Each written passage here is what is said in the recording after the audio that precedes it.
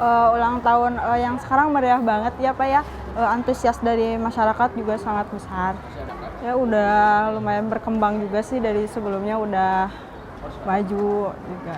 Untuk pembangunan Kota Tasik sendiri sampai saat ini mungkin sudah ada kemajuan ya menurut saya, dari segi infrastrukturnya juga, kemudian untuk layanan-layanan lainnya menurut saya sudah berkembang dibandingkan dengan tahun sebelumnya. Mudah-mudahan untuk ulang tahun Kota Tasik yang ke-23 ini menjadikan Kota Tasik lebih maju, sukses. Sangat meriah sekali ya, apalagi setahun sekarang ada karnaval SCTP, ada menghadirkan artis-artis gitu dari ibu kota gitu. Semakin maju dan meningkatlah pembangunannya kalau menurut saya. Saudara, terima kasih Anda masih bersama kami di Sapa Jabar. Bagi Anda yang baru bergabung, kami masih bersama dengan PJ Wali Kota Tasikmalaya, ada Bapak CK Virgowansyah. Kita tadi sudah bahas ya Pak ya, bagaimana kemudian inovasi-inovasi program yang katanya di zaman Bapak ini ya, selama 2 tahun ini ternyata banyak juga ya Pak ya, program-program inovasi, penyelesaian masalah yang disebut-sebut sudah teruji begitu ya keberhasilannya. Tapi kita berbicara mengenai ini adalah masalah yang tentunya menjadi masalah atau momok di semua kota begitu ya Pak ya. Masalah kemiskinan.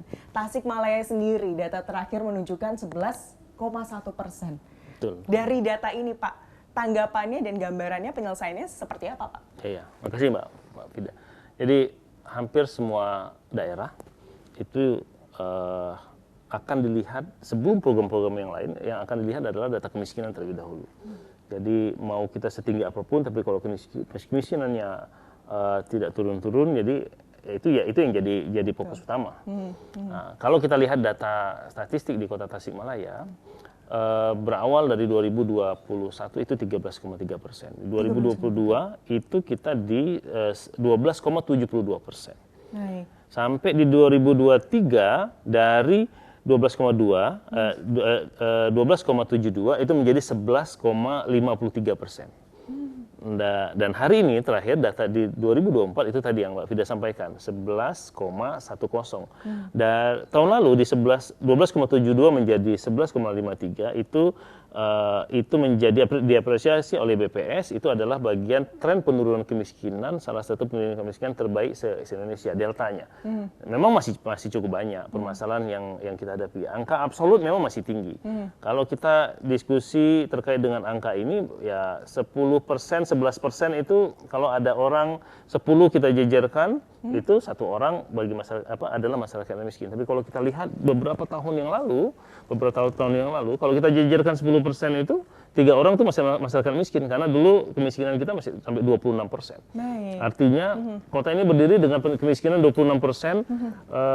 Hari ini alhamdulillah we are going better lah, better untuk dapat 11,10%. Memang masih banyak, tapi masih banyak yang kita bisa lakukan. Baik, artinya dengan adanya penurunan secara statistik, optimisme untuk kemudian menangani permasalahan ini ada ya Pak ya? Betul. Baik. Jadi ada beberapa program yang kita gulirkan memang khusus untuk fokus kepada masyarakat miskin. Sejak 2 tahun yang lalu kita menggelar program yang namanya Bager. Bager ini ya akronimnya ininya baik lah ya. Orang-orang baik. Artinya ya? Artinya baik, bahasa Sundanya. Tapi lebih dalam daripada itu adalah setiap hari Rabu kita tuh berkumpul untuk membantu masyarakat yang kurang beruntung lah.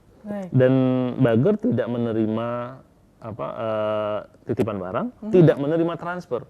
Kita hanya janjian di suatu titik tertentu, terus kemudian kita bantu yang bersangkutan dengan apapun yang kita punya, tidak harus barang baru, tidak harus uang dan lain sebagainya, apapun yang mau kita bantu, kita bantu. Jadi kadang-kadang seperti reunian para orang-orang baik, kemudian di satu titik tertentu kita hanya menentukan longitudenya, koordinatnya, terus kemudian orang-orang datang. Aplikasi Pak? Dia based on aplikasi, terus kemudian kita tentukan misalnya pada hari Rabu ini di satu titik di Mangkubumi. Nah semua orang itu tershare titik itu, orang-orang bisa datang Jam 9 pagi biasanya itu sudah berkumpul di sana. Ada yang bawa kursi roda, ada yang juga bawa makanan, ada yang bawa buku tulis, ada yang juga bawa beras dan sebagainya. Dan itu bebas saja. Artinya kita men-sharing orang-orang baik untuk membantu masyarakat yang kurang beruntung lain. Itu satu.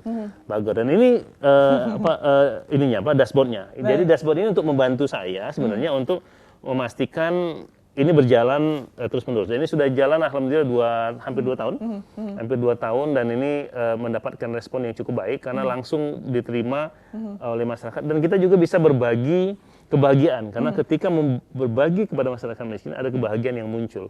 Dan kalau kita hanya mentransfer saja feel-nya beda nih. Tapi daripada kita ikut nganterin barang walaupun barangnya second. Ada sepeda sepeda yang nggak kita pakai. Mungkin Mbak Vida punya ponakan sepeda yang roda 3 yang udah nggak kepake di rumah bisa diantarkan di sana yang bagi masyarakatnya sangat membutuhkan gitu. Meningkatkan indeks kebahagiaan juga bisa jadi apa ya? Indeks sebagian masyarakat jadi meningkat. Betul. Itu yang pertama Mbak Vida. Yang kedua kita juga punya program yang agak akhir-akhir ini agak ramai diikutin beberapa pihak yang disebut dengan berbagi kumpulan makanan di Kota Tasik. Jadi kita sebut dengan Bakul Tasik. Bakul Tasik ini sebenarnya konsepnya kita memanfaatkan SOP dari hotel. Karena hotel-hotel itu punya SOP. Satu, ketika breakfast dia tidak boleh menyajikan kembali makanan after breakfast. Breakfast itu jam 10 kan. After jam 10 nggak boleh disajikan lagi pada pukul 12 atau pukul 1. Tidak bisa ya? Nggak boleh. Itu kena fine dia. Yang kedua, nggak boleh makanan itu terus kemudian dibawa pulang oleh karyawan hotelnya. Itu kena penalti juga. Nah atas 2 dasar itulah, karena breakfast jam 10, maka pada pukul 11 makanan itu kita jemput. Kita jemput ke hotel-hotel dan kita bagikan kepada masyarakat miskin sekitar hotel. Dan ini hari ini sudah sampai 10.780 box. Dan ini data dashboardnya yang paling ujung. Yang paling ujung dashboard. Program artinya terpantau ya Pak ya dari ruangan Bapak ini? Real time kita bisa pantau. Hari ini sudah berapa box? 10.048 box itu real per hari ini misalnya. Dan itu makanan dari hotel. Dan apa yang membedakan Bakul Tasik dari program-program yang lainnya yang berbagi-bagi itu satu tidak menggunakan APBD. Yang kedua dilakukan setiap hari. Kenapa setiap hari? Karena masyarakat miskin itu tidak makan hanya sekali seminggu. Betul. Walaupun kita juga menghargai yang membantu orang pada hari Jumat dan lain sebagainya, tapi tidaknya masyarakat miskin harus makan setiap hari. Tapi itu kebutuhan setiap hari ya Pak ya kalau makan ya. Betul. Baik. Jadi dari program ini ya Pak tadi ya Bakul. Salah satunya Bakul Tasik. Dan ternyata non APBD ya Pak ya? Tidak menggunakan APBD, terus kemudian dilakukan setiap hari dan pihak hotel pun senang. Kenapa? Karena kan biasanya dia masak itu lebih dari tamunya. Tamu hotel misalnya ada 100, dia akan masak biasanya plus 20%. Sekaligus di kamar-kamar hotel itu biasanya dia itu tetap 2 walaupun yang nginep cuma 1 orang. Nah, kita manfaatkanlah kelebihan makanan tersebut. Masyarakat miskin itu sekitar hotel bisa menikmati dan masyarakat miskin bisa menikmati nikmatnya, gizinya makanan hotel yang ada di sekitar wilayah tempat tinggal dia. Jadi food waste teratasi, kelaparan kemiskinan teratasi juga ya Pak ya. Tadi masalah sampah juga. Wah, mantap sekali. Karena kemarin kebetulan beberapa waktu yang lalu, Vida kita dapat apresiasi pada acara internasional Day Awareness of Food Loss and Food Waste di Solo kemarin, menjadi satu dari 2 kota di Indonesia yang terinovatif dalam penyelamatan pangan. Alhamdulillah, mudah-mudahan ini berkat support dari semua pihak, terutama para hotel dan restoran. Bayangkan saja di Kota Tasik itu baru 9 hotel. 9 hotel. 9 hotel sudah bisa membagi 10.000 box makanan. Dan dilakukan, program ini juga dilakukan setiap hari.